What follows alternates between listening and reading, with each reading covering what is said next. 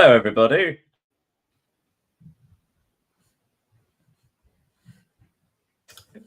So nice to see you all. Yes, welcome back to the European Soccer Show here with Sports Talk United, and with me, fresh from his visit to the Lyon Paris Saint-Germain as an esteemed guest of one of the sponsors. It's Leo. Hello, Leo. Hey, Daniel. How are you? Oh, I'm terrible. I've been sick as a dog this weekend. Yeah. But you were, Sorry. it looked like you had having the time of your life apart from the result. How was the match? How was the experience? Yeah, it was the first time for me to be like a VIP in a stadium. You know, the first time I went to a stadium with how a costume and approaching the players as close as I did, like 30, 40 centimeters away from them. Extraordinary, to be honest. That's a very specific amount. That's a Yeah, school ruler. yeah. I took That mine. close. That seems too close, actually. And I think Yeah. about it. Like, I think, Leo, you won't be invited back. Right. Okay. Well, let's dive right into it because obviously we're a day or so late. It's just so difficult getting hold of Leo these days. He's so popular. As we have the chat of Ligue 1, let's start there. Let's start in France. So on Friday, Paris FC lost at home 1-0 to Rennes. On Saturday, Marseille defeated Brest 3-0, a triple over the Brests. Le Havre drew 1-1 at home to Nantes in a relegation battle. Monaco continued to confuse and befuddle and enrage as they lost at home 4-1 against surprised title challengers Lens. And then on Sunday, Lorient and Toulouse drew 1-1. Angers defeated Auxerre 2-0 at home. Metz, my God, Metz, there's something happened to them. 3 wins on the bounce, defeating what was a pretty good Nice side, 2-1. Strasbourg defeated Lille 2-0. And of course, the big finale, Lyon 2, Paris Saint-Germain 3. Well, I think we'll end on that incredible match at that one. But we're actually going to start. We're going to start looking at. I just realised the running order. I just did a different order. I'll go back to that later.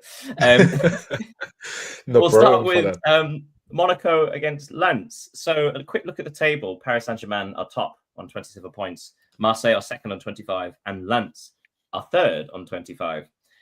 So the first question to put your way, Leo. Lens winning 4-1 at Monaco.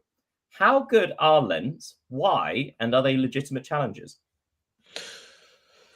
You know, Lens, or Lens in French, they changed their manager this summer. They took Pierre Sage, who previously been to Lyon, to save them from. Oh, pause 1 second. You've muted. So I suppose I'll take over from there. Yes, I think the English translation is it's Stonewise. Yeah, Stonewise, but it doesn't mean anything to be. I don't know, but even anyway, in France, we can hear you again. Please go back. Please tell us about Lens. So yeah, Lens. They are a team 6 years ago. They were in Ligue 2, so in the second tier of French football. They went up thanks to the COVID, and then they are just increased their level of performances. They have been playing in the Champions League, defeating Arsenal 2 seasons ago, and today they are third in the league.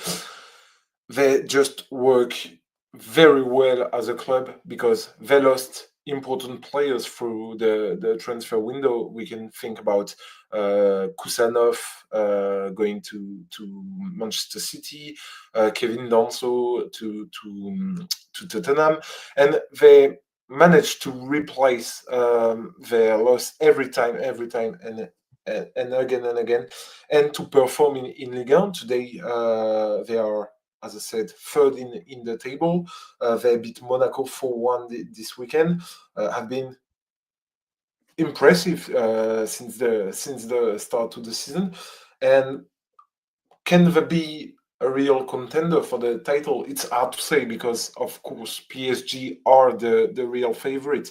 But from I don't know 12 or 13 match day now, they've been great and they deserve to be that up in the table. Yeah, and I mean, it's so exciting. So I have written down. So in the last 6 matches in Ligue 1, no team has taken more points than Lens. So they've taken 15 points from a possible 18, which is remarkable, really, because they have had some difficult fixtures in that. Looking down the list, I think second best is actually Marseille on 13 and Paris Saint-Germain on 12. But I'll tell you what, Metz aren't far behind now, are they? But yeah, so it isn't just a little. It seems like they started the season well, but it does seem that they have actually been improving as they've gone along.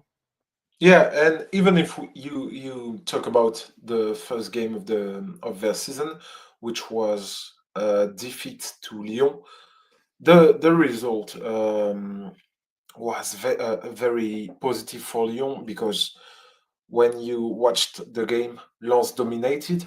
They created opportunities, but they just didn't seize them. And today they are able to score a lot of goals. We can talk about how is his name? Sorry. Hudson Edward from the French striker previously at Crystal Palace. He had a terrible Celtic, year. I think that's why he blew up. He blew up really, didn't he? When he was an incredible top goal scorer in Scotland. Yeah.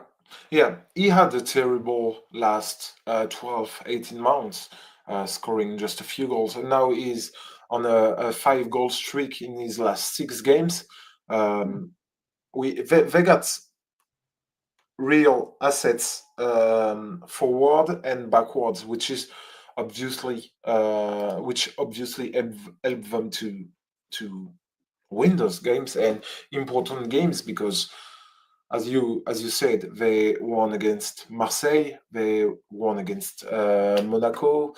They have been brilliant these past weeks. Long way to continue. A quick word on Monaco. Have they replaced Nice as the most chaotic team in Ligue 1? They have, but for many seasons now. When the seasons start with Monaco, you always know that they will fall apart at some times. But usually they do it in the second part of the season from January. And yeah, they have been terrible this past week. Even Sorry to interrupt. So for context for anybody who wasn't aware, so the Monaco Lens game, I believe it was 2-1 to Lens just before half time when the Monaco striker Florian Balogun was sent off for a straight red, which of course killed the game, and then Lens took their time. Well, I say took their time. They actually scored in stoppage time in the first half as well. So obviously, long way back for Monaco from that point. But this is a long string of results where it's not only underwhelming but concerning in regards to discipline, in regards to defensive stability, and so on. I mean, they conceded 3 goals. Did they concede 3 goals against Nantes a couple of weeks ago? Yeah, when they beat Nantes 4-3 last week away. 2 weeks. Monaco is difficult to explain. Just to have this word about their last game this weekend. It was also a game marked by controversy surrounding the referee's decision because you've mentioned that Florian Balogun had been sent off, but he was then awarded a penalty earlier in the game, and it was already discussed. His red card, to be honest, isn't fair at all because it was not even a fault, but this match day in Ligue 1 had been marked by the controversies as usual, unfortunately, but that don't explain everything for Monaco to be that bad. So I mentioned before that Lens have won 5 of their last 6, and of course the one match that they didn't win was when they lost at Metz. So a quick word on Metz: 3 wins on the bounce. So for context, they are now. They are outside the relegation zone by a point. So down at the bottom, it's Auxerre on 7, Lorient, Nantes, Brest are all on 10, a perfect 10 for Brest.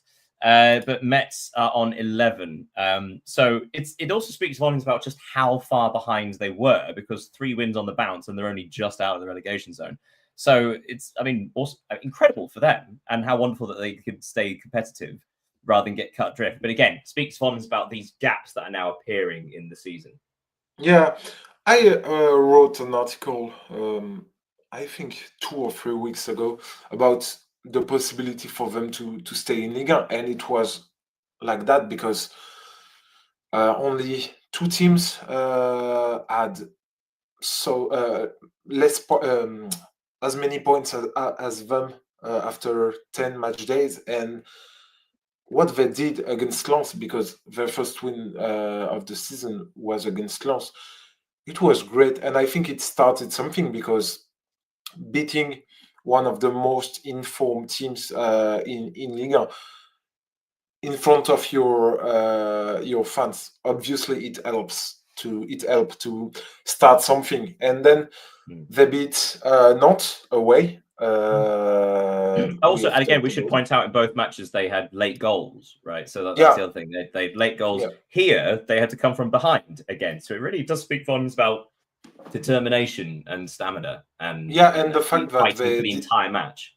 Yeah, and the fact that they didn't give up on their coach, which is important in their situation. So it's a great streak for them, and the international break will allow us to work more in sort of winning the next games.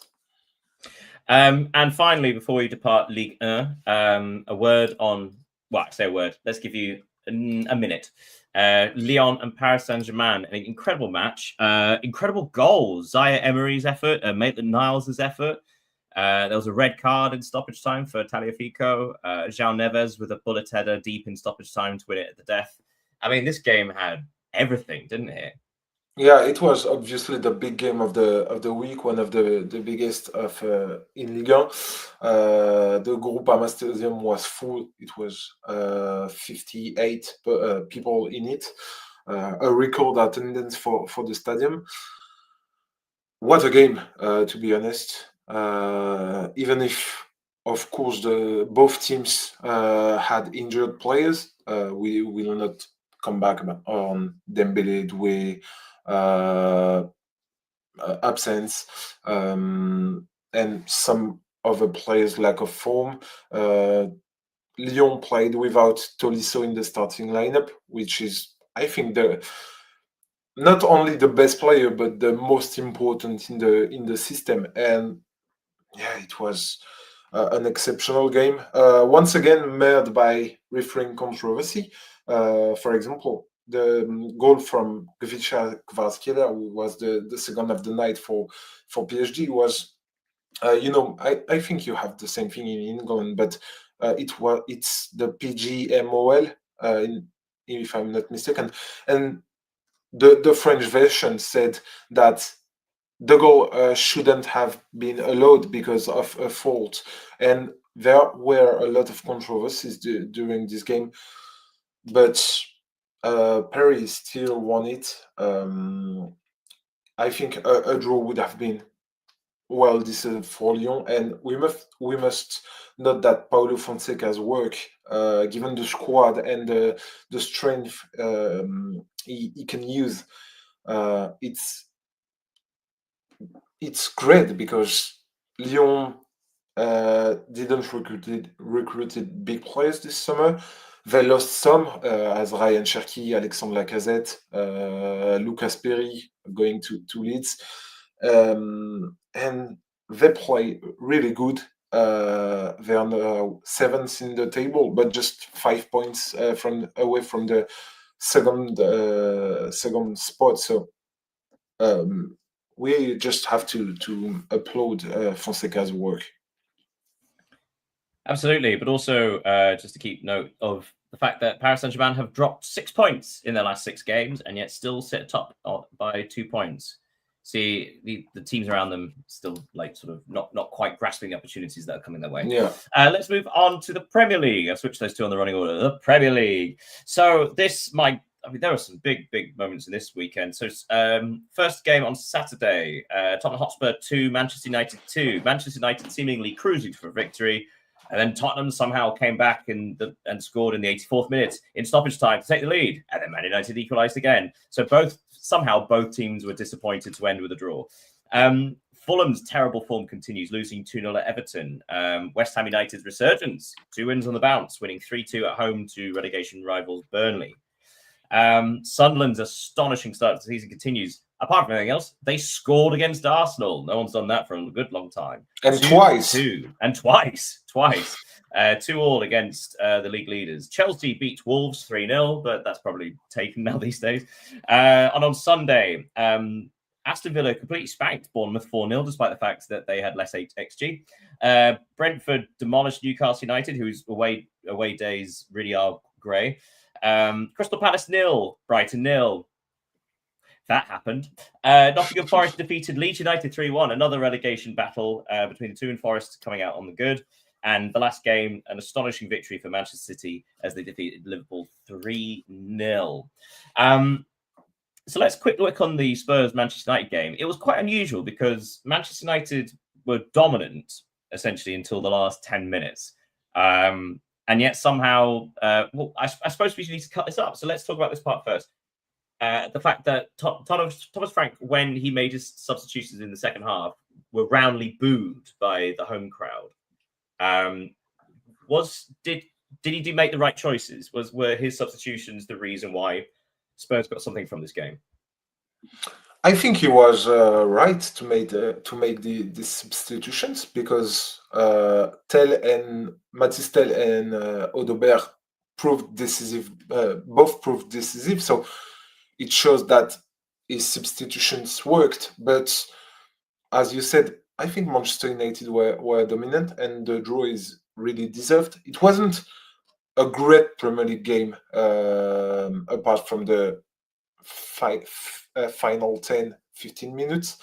And the De Ligt goal, who has been fairly consistent this season, one of the few players of Manchester United to have been consistently since the first match day. So it was really deserved, and I think Frank's substitutions, as you asked, were good. So then after that, Matthias Tel getting a goal in the 84th minute, Richarlison giving them the lead in the first minute stoppage time, and suddenly Tottenham Hotspur had the lead. They had the momentum. They had the crowd behind them, possibly for the first time that day. Manchester United were down to 10 men after Benjamin Šeško, who did not have a good game, went off injured. And yet Manchester United equalised in the 6th minute of stoppage time, I think it was. Matthias de Ligt with a header from the corner. It's an interesting question, but who would be the more disappointed of the two?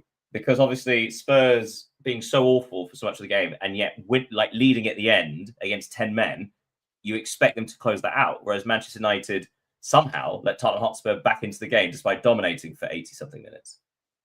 So which of the two? Which do you think of the two should be more unhappy? I think Manchester United, because Tottenham, when Richarlison scored their second goal, they were fortunate to be leading against them, and then Manchester United would have deserved a win, even if the draw is a good result for them, because playing away at the Tottenham Hotspur Stadium is, of course, difficult. Playing against Tottenham is also, but yeah, I think they can have some regrets. And if I can just have a word on Bryan Mbeumo, because he's been astonishing this season at Manchester United in their context. And I don't think it's a coincidence if when you watch Manchester United or just think about them, Mbeumo's pictures are the ones we remember the most from their season, because he's always in the right place, always making the right move. We've seen it against Tottenham with his goal. He's really a positive element, one of their best recruitment in the last few years, I think, and not only on the pitch but also off. We can read a lot of things about him, very positive in the dressing room with his partners. So great. So let's look at another match. We're going to go over to... Well, let's talk about the last one, Manchester City, Liverpool. I think because there's been a small reaction from Liverpool, especially after defeating Real Madrid in the Champions League, I think people thought that Liverpool had maybe righted the ship slightly. Perhaps there was, again, a bit of momentum, bit of belief. But Manchester City absolutely destroyed them. There was a controversial goal disallowed from Virgil van Dijk from a header from a corner. The linesman ruling that Andy Robertson was playing, was involved, was distracting the goalkeeper, and was then ruled off for offside. And obviously, PGMOL since afterwards has said that perhaps that shouldn't have been the way. However, there's no taking away from Manchester City. They were by far the better team, weren't they? Yeah, I think. But I have a question for you. Do you think Van Dijk's goal should have been allowed? Honestly, no. The reason I say that is because the thing is, I would probably accept it either way. It's one of those where it's because he's not in the direct eye line of the goalkeeper, it's hard to argue that he's having an impact. But of course, there is that thing of the goalkeeper instinctively doesn't know if that's going to deflect. It might alter something. However, Donnarumma does dive immediately after Virgil van Dijk heads it, so it doesn't seem like it would change anything. So had it been ruled allowed, it would have been absolutely fine for me. No worries, I understand why. But since they're saying, okay, well, he's distracting, I'll also buy it. I think the big thing is when does the goalkeeper jump? If does he stray at all from after Van Dijk heads the ball? No, he doesn't. Then it's probably not interfering. But like I say, I don't actually care. But it's a tough decision because, in my opinion, it obviously had an impact of the scenario of the game, because City, even though they were the better side of the 90 minutes, we both agree with that, and I think everybody is watching the game will agree. It would have allowed Liverpool to equalize in this game. So maybe the momentum could have changed, because it's not the same thing to be trailing 2-0 than to be equalizing away at the Etihad Stadium. Well, it's interesting because, again, it's the eye test, right? The difference between statistics and the eye test. The statistics will tell us that Manchester City were the better side, but the eye test tells us that Liverpool, I think the word thrown around currently is bullied. They were bullied by Manchester City. They didn't seem to have any control at all. It was fascinating. Although there was an element of luck with, I think all the goals. Erling Haaland, who missed a penalty early on, he scores from a header after Konate heads the ball onto his face and it goes in. It's instinctive, but it is a bit lucky. Nico Gonzalez's shot from outside the box took a deflection. That's lucky. Jeremy Doku, it's a wonderful strike, and that can happen with world-class players. Well, is he world-class player? Maybe not. But they can, good players can always pull that out of the bag, right? So you could say okay, well, actually, they've been a bit unfortunate in all of the goals. But when you have that many instances of okay, well, if you're going to allow them to have a shot and Haaland to have a header and this, that, and the other, at some point, luck is going to turn against you. It just so happened that it was all of them, Yeah. Okay, so let's move on. Before we move on away from the Premier League, so just a quick look at the table. So Arsenal are on 26 points, Manchester City 22, Chelsea 20. And then I'm going to just read out a list, okay? Sunderland, Spurs, Villa, Man United, Liverpool, Bournemouth, Crystal Palace, Brighton, Brentford. All of those teams are separated by 3 points. Yeah, that's it's cool. Insane. I love how congested it is in the middle, which means by the way, I know the start of the weekend comes at the end, But my favorite thing I learned was Liverpool are as close to Arsenal as they are the relegation zone. And it got me thinking, so they're 8 points behind Arsenal and 8 points ahead of Burnley in West Ham in 18th place. But then if you which is terrible. Yes, it is. But also, like when you make that comparison with other teams, for example, Everton, right? Everton are 13th? They're 13th, but they are as far away from relegation as they are from Champions League football. So it's this interesting thing of anybody in that pack, essentially.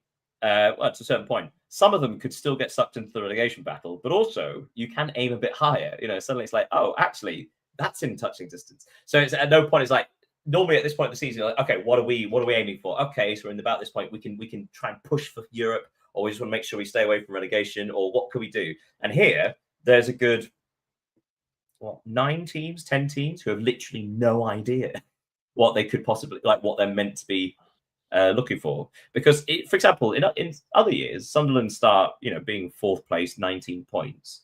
And obviously, all of us say like, oh, no. You say like, no, survival is the only thing.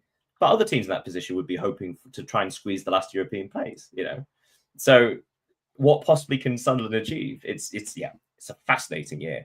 What's been your favourite surprise of the Premier League season so far? It could be like as a team doing badly or a team doing well. But what's been your favourite sort of unexpected team?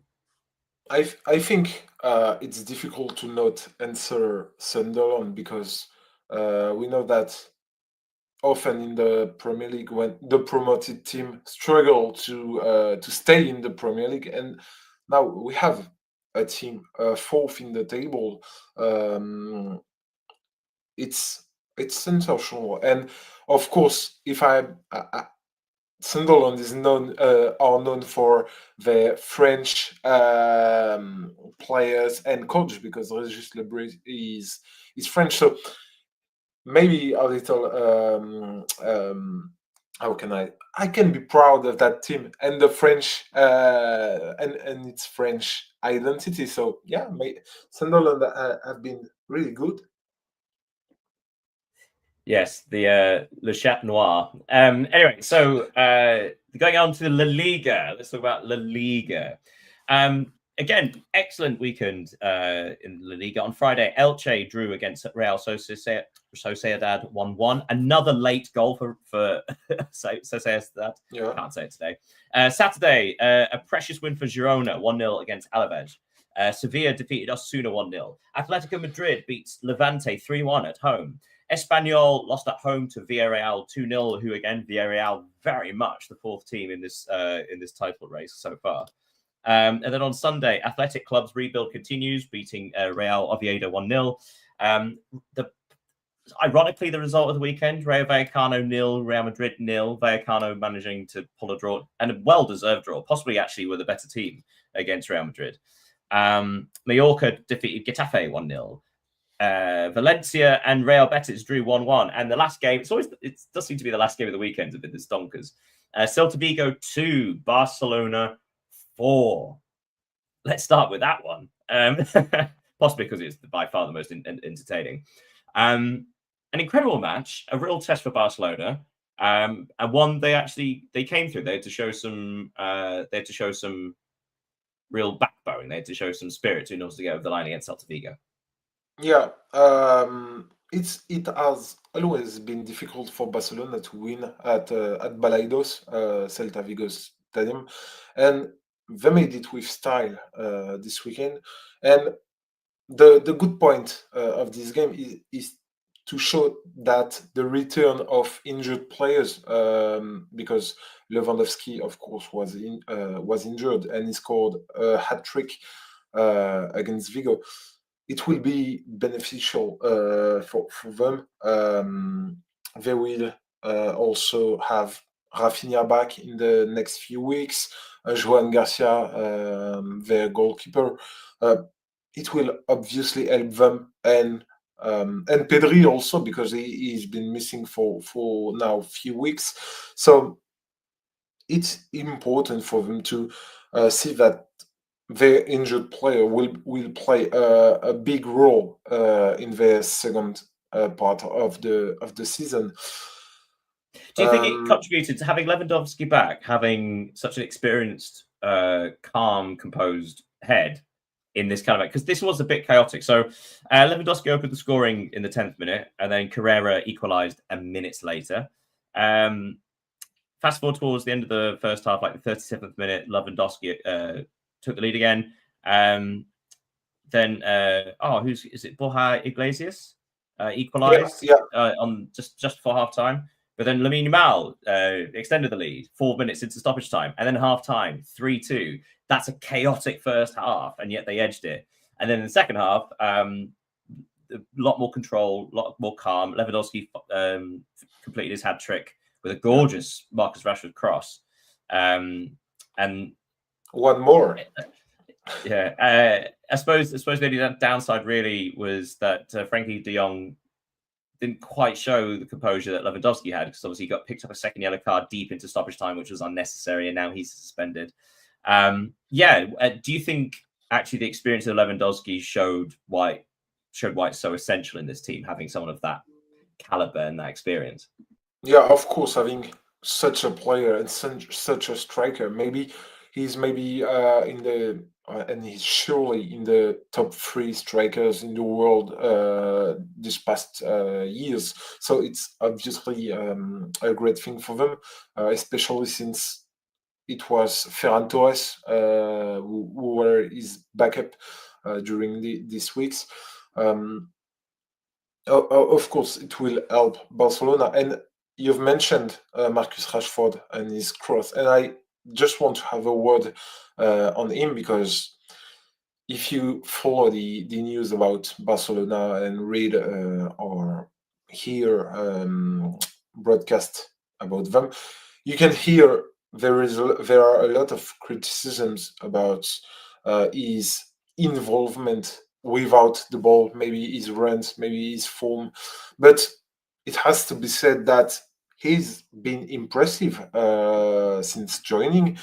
He has now 6 goals. Yeah, 6 goals and 9 assists. Sorry, I was going to say, like, he has the most goal involvements for the Barcelona side, which is astonishing, actually, when you say it like that. Now, Lamine Yamal has been injured for a part of this, so he's played fewer minutes.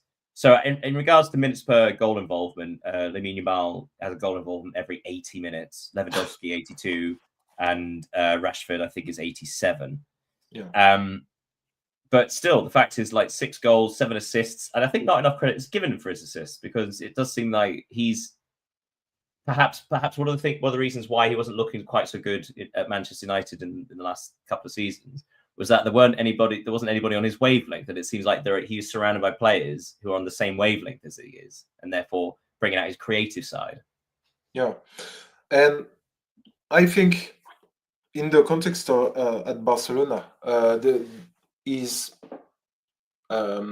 decisive aspect, you mentioned goals, assists, they were important because they lacked a lot of their players.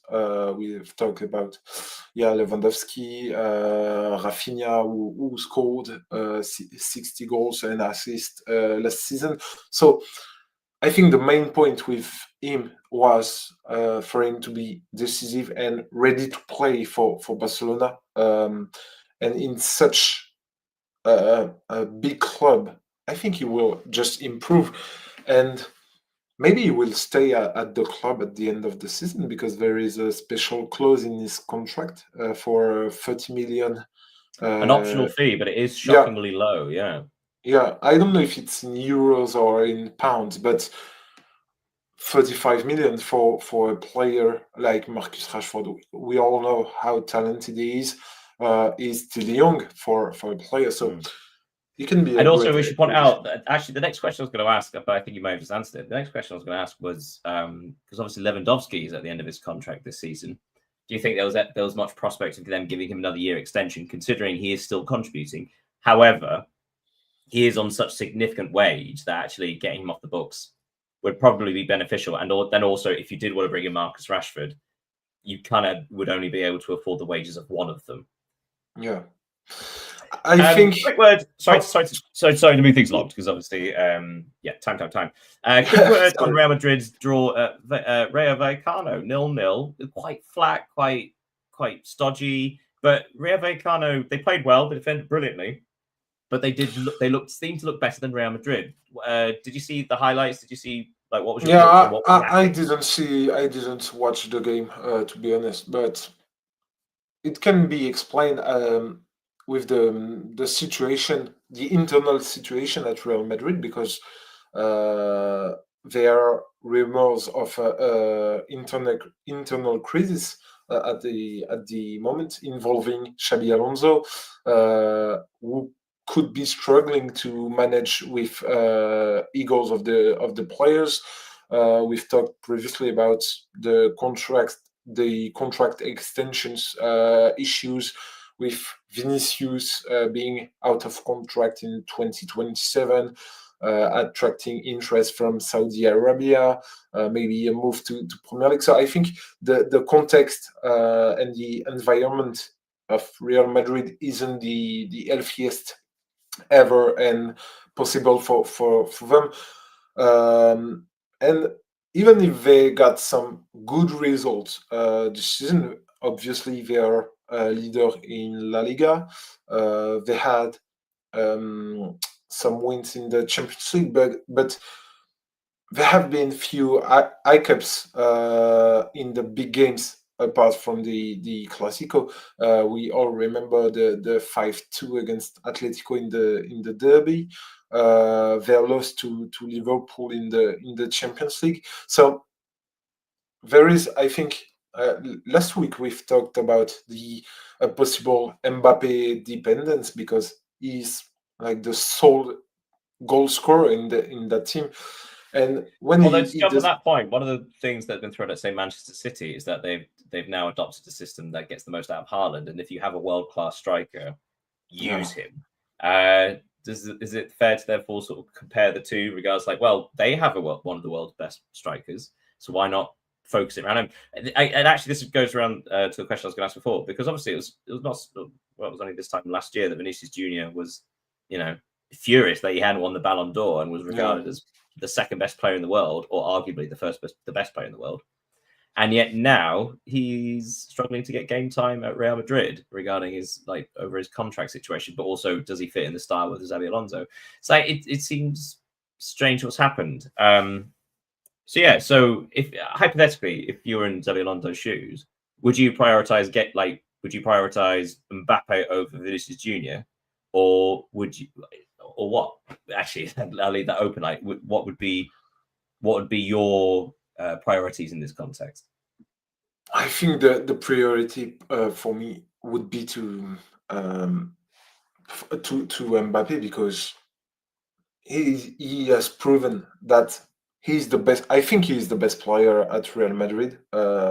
Even in full form, I think he's better than Vinicius, even if they don't play at the same. Vinicius is a left winger. We know that Mbappe plays more than as 9, but when they are both on the pitch, it seems that they are too close on it. Because before playing as 9, Mbappe was operating as a left winger, so his habits are still there. And when they are both on the pitch, sometimes it feels like they don't understand themselves and don't know how to create spaces between them.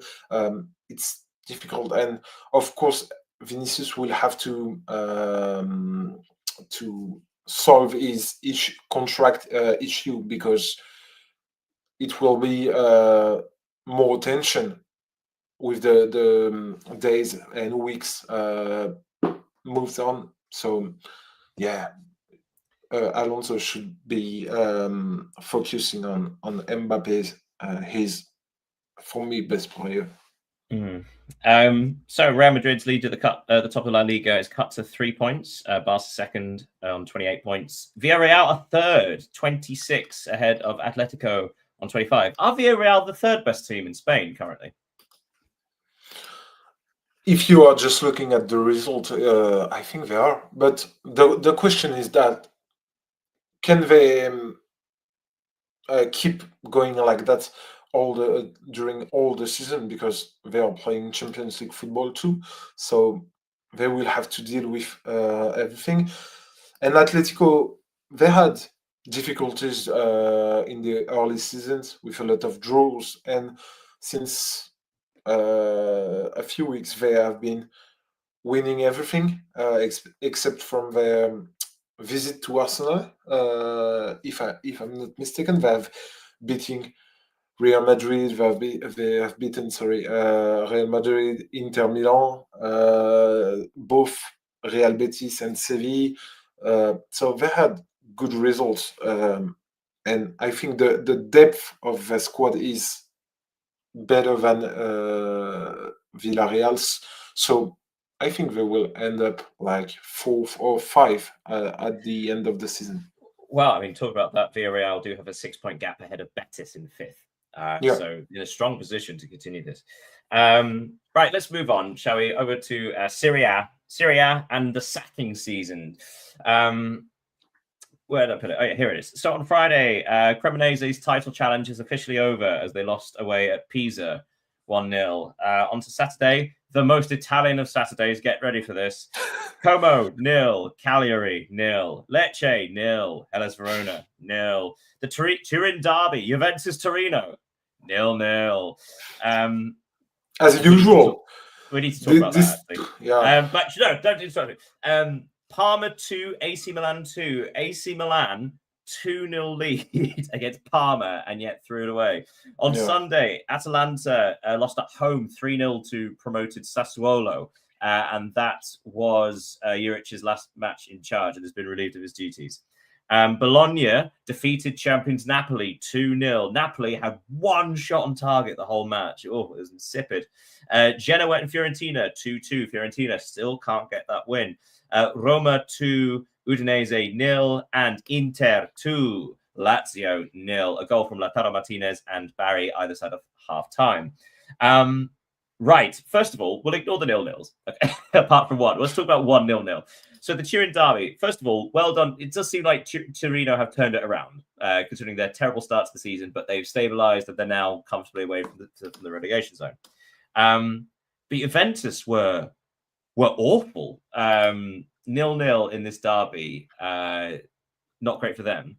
Quick word on this, and then what would like to talk about is AC Milan's capitulation, because that was probably worse, actually. Away at Parma, 2-0 up, and somehow not winning. Yeah, give me your thoughts. Yeah, just a few words about the Derby della Mole, as Italian called it. Is that Juventus, even if they dominated that game, dominated in terms of possession, they really lack a playmaker, someone who can create chances, opportunities, because the strikers, it is one of the stats I look for this week. They have now gone, hear me up, 50 days without a goal from open play in Serie A. So it's terrible regarding the. So again, let's think about they are so stacked up top as well. So we've got the new signings: Lois Openda, Jonathan David. You've got Vlahovic. There's someone else, isn't there? There's another striker there.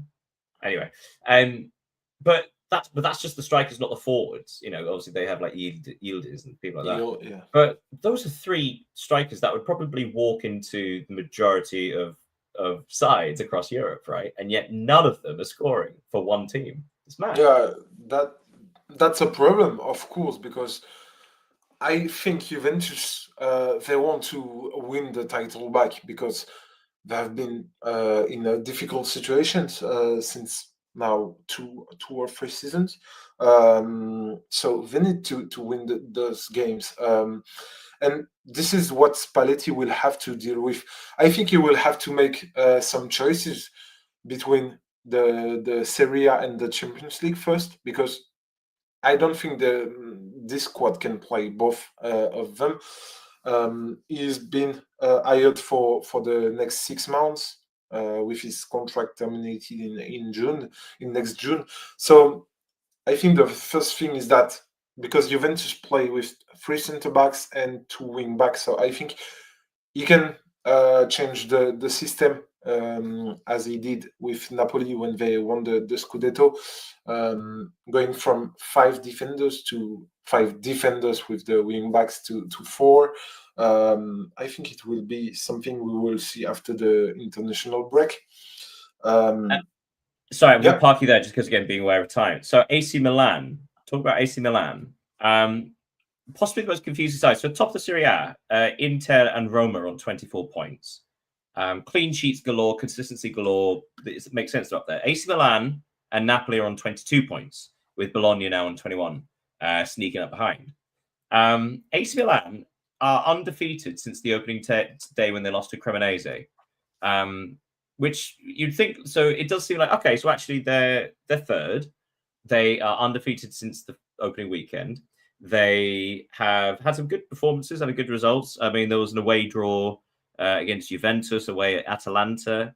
They won at home against Roma. These are good results. But among that, there's also a home draw against Pisa and an away draw at Parma. It does seem that they're kind of tripping themselves up, and it doesn't quite make sense. Yeah, I think it's frustrated for the Milan supporters because, as you said, they managed to hold their own against the kind of big teams in the championship, but they struggle to win against this Parma, Pisa, Cremonese. They having won just only 2 points from 9 against these opponents. Of course, when you target to win the championship, it's not enough. You have to win these games, and I think it just demonstrates a lack of sharpness, both mentally, because they need to. I think it's the most difficult games are this kind of games against promoted teams or weaker teams, and they have to take them like they're playing Inter Milan or Juventus, and of course they need to score more goals because we always said that the third goal in a game is maybe the most important, and against Parma they scored 2 and they missed to score the third, and then Parma scored 1 and scored 2 to equalize, and it just can't happen for a team like Milan, and they should be able to put themselves ahead. Yeah, good point. And next up, who do they play? I don't know. Inter. Oh, okay. So the Milan derby. Yeah. Well, I mean, they'll probably perform for that. Right. Looking at the bottom of the table, so Parma just outside the relegation zone on 8 points, Genoa on 7, who recently fired their manager, Patrick Vieira, Hellas Verona in 19th on 6 points, and Fiorentina, bottom of the pile, 5 points. And finally, enough was enough this week when Pioli was relieved of his duties. He was sacked as manager of Fiorentina. I mean, we discussed this, I think, last week about should this have happened sooner? And I think now we know that yes, it should have done, because it's been several weeks later and they still haven't won a game in that time, and are now how far behind? They are 4 points behind safety, which is actually not that much, really. You know, it's still within reach, but I mean, for context, that's how many points Como are behind AC Milan. You know, so when we say it like that, like in a different context, like, oh yeah, we don't imagine Como will catch up to AC Milan, and yet. Yeah, I suppose the questions are like, have Fiorentina acted too late, and I suppose, do we realistically expect them to pull away because their squad is better than Hellas Verona's? It is better than Genoa's. It is better than Parma's. Of course, and I think it's worth to note that there is a context because last year Fiorentina ended 6th in the league. They invested a lot this summer, approximately 100 million euros, if I don't say something wrong. So of course, seeing them at the last place of the league is a tragedy, especially since they were in European final 2 years ago. They are a big team in Serie A, so they need to change things. I don't know if it's too late. I don't really think, because as you said, there are just four points between them. I suppose the reason I bring that up is because, unlike other leagues, say for example the Premier League, Wolves are 7 points behind 19th place. Yeah, They are 8 points behind safety. They have 2 points all season. And yeah, Fiorentina have 5, which isn't that much more. But the difference is there's not that huge gap between them. And so to give some credit to Metz, they don't have to do a Metz just to catch up, right? They are within basically a win from touching distance, which is absolutely doable. It's just it hasn't happened yet. Yeah, they have to. Yeah, that's that's impressive that they haven't won a single game. But I think the quality of the squad will allow us to will allow them, sorry, to get out of this situation. Well, they certainly hope so. Okay, finally, let's move on to Das Bundesliga. On Friday, Werder Bremen defeated Wolfsburg 2-1, with Wolfsburg relieving their manager of their duties soon thereafter. On Saturday, Bayer Leverkusen had a wild old romp against Heidenheim, winning 6-0. Hamburger won, Borussia Dortmund won. Borussia Dortmund conceding in the 7th minute of stoppage time. So close to another victory, but no. Hoffenheim defeated RB Leipzig 3-1. Came from a goal down to defeat them, actually. Union Berlin, somehow, for the first time this season, Bayern Munich have not won a game. Union Berlin were excellent in their 2-2 draw against Bayern Munich, and Bayern Munich needed a worldie of a goal to open their account. Borussia Mönchengladbach win their 3rd match in a row in all competitions against Köln, against Köln, 3-1. Then on Sunday, Freiburg defeated St. Pauli 2-1. Stuttgart's good form continues as they defeated Augsburg 3-2. And Eintracht Frankfurt defeated Mainz 1-0. And yes, that's another clean sheet for Frankfurt. So the big news, first of all, Bayern Munich, and we'll talk about this quite quickly. Bayern Munich finally dropped points this season. Union Berlin took the lead in the 9th minute through Durkee. And then Luis Diaz scored one of the most unique goals I've ever seen. Did you see this goal? Yeah, of course I did. Would you like to talk? Would you describe it for us? I don't know if I have the right words in English, but it's kind of the beauty of it. Okay, I'll set up. So first of all, there's a 1-2 between him and Josip Stanisic. But Stanisic's return pass is too strong for Luis Diaz. So the first part of the genius is him sliding at the byline, so where it crosses for a goal line. Sliding just to keep it in. His first touch takes it just perfectly away, and he somehow touches it as he's getting up as well. And then his third touch is just to shoot the ball into the goal from an impossible angle. Like you say in the notes over here, the XG was 0.03. It was, I think, the only goal scored that had across all the major European leagues that had a tighter angle than that was a goal directly from a corner. It was that kind of angle, and yet it was much nearer the goal. It was an incredible shot, wasn't it? Yeah, it was. And even when you look at the highlights, you can see Pavlovic's reaction to Luis Diaz. He's like, "Oh my God, what did he do?" Because firstly, his pass to Diaz wasn't good at all, and the way Luis Diaz managed to make it a good pass and then to win back the ball and adjust the goalkeeper was exceptional. And I think it will be certainly one of the goal of the year, and maybe a Puskas future. We've had a few of those in this last couple of weeks. I was just thinking about Van der Ven's goal for Spurs in the Champions League. I think that might, but still. Is Luis Diaz the best left winger in the world right now? It's difficult to say, but I think he's maybe underrated. We've heard this summer that he was close to join Barcelona, or at least Deco wanted him. He put a target on his back. But to say if he is the best, because we can talk about Kvaratskhelia, of course, from PSG, even Bradley Barcola, but at the moment, I don't think they are better than him. Even Rafinha, because when he will be back at Barcelona, he had a tremendous season last season, so exceptional. But yeah, maybe he is.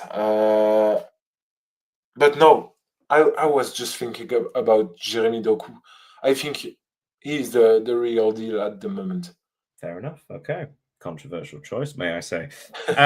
But Union Berlin were excellent in this game. They defended aggressively. But in fact, Diaz's shot, the wonder goal for Bayern, seemed to be their first, I was going to say first opportunity of the game. It wasn't even an opportunity. But still, they clung in there. Durkee scored a second for Union Berlin after, I think, the ball sort of inadvertently hit Harry Kane on the back of the head and fell into his path from a set piece. But then Harry Kane equalised in the 3rd minute stoppage time. So Bayern still undefeated, even if they didn't win every single game. But Bayern dropping points for the first time this season, opening the door ever so slightly to their rivals. But no, once again, Dortmund not grasping the opportunity. They were winning again away at Hamburger Chukwuemeka with a goal in the second half.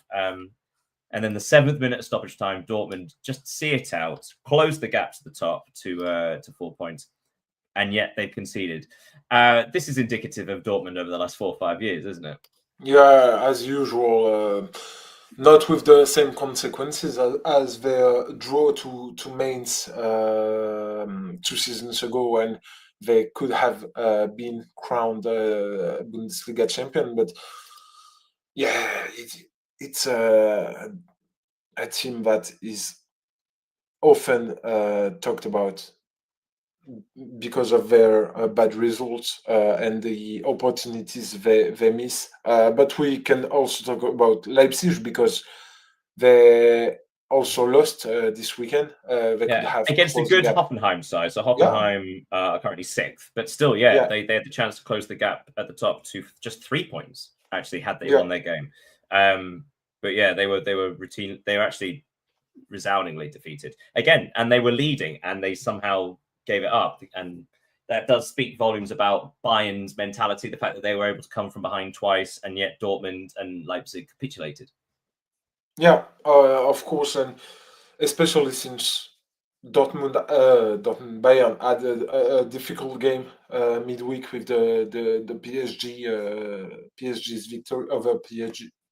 Sorry, so they are, I think, the best team in the world at the moment, and they just prove it week after week. Even if they don't, when you can't win a game, you just have to know how to not lose it. And Bayern, I think they know that better than anyone. But are they the best team in the world currently? Officially, it's Chelsea. That very important for 4 years. Yeah. Anywho, so let's go to Tessa's tops and flops. So, do you have a tops and flops? Yeah, my flops. My flop of the week is the refereeing in France, because it's been this season particularly. I think they are every weekend, I will not say every game, but almost there a controversy. And Corentin Tolisso, so we've talked about him earlier in the show. He made a video on Instagram asking for the team's captain, directors, and the referee to sit down around the table and talk about, because the situation is getting worse and worse in France concerning the refereeing, and I think it's a good idea. But the actors of the game must talk to try to solve these problems. And do you have a top or? Give me a top. So, guys, let's end with you. I don't really have a top, but maybe it would be Manchester City, because they sent a message to Arsenal by beating Liverpool. I think they will be a really, really tough team to beat this season. Yeah, it looks like it's a 12-team title challenge in the Premier League. My flops. I mean, I'm going to say my flops, and I'm biased because I'm a fan. Newcastle United, another away day defeat, another miserable performance on the road, and they are down. What is it? 14th on 12 points. I mean, they're only 2 points ahead of the relegation zone. Talk about gaps in the Premier League. There's a 4-point gap between first and second. Then there's nothing more than a point gap between third place and Everton in 14th. And then there's a 3-point gap between them and Newcastle. So there are only 2 gaps. Well, 3 if you include Wolves being behind Forest. So yeah, Newcastle again, awful performance. It's quite strange, home and away, such 2 different teams. Tops, strangely, I'm going to give one, but I don't actually know his name. The Bologna goalkeeper, if anyone doesn't know the story. So I think he's the Bologna goalkeeper. Their starting goalkeeper got injured quite early on, and the substitute was a 17-year-old who came on for his full debut against the champions Napoli.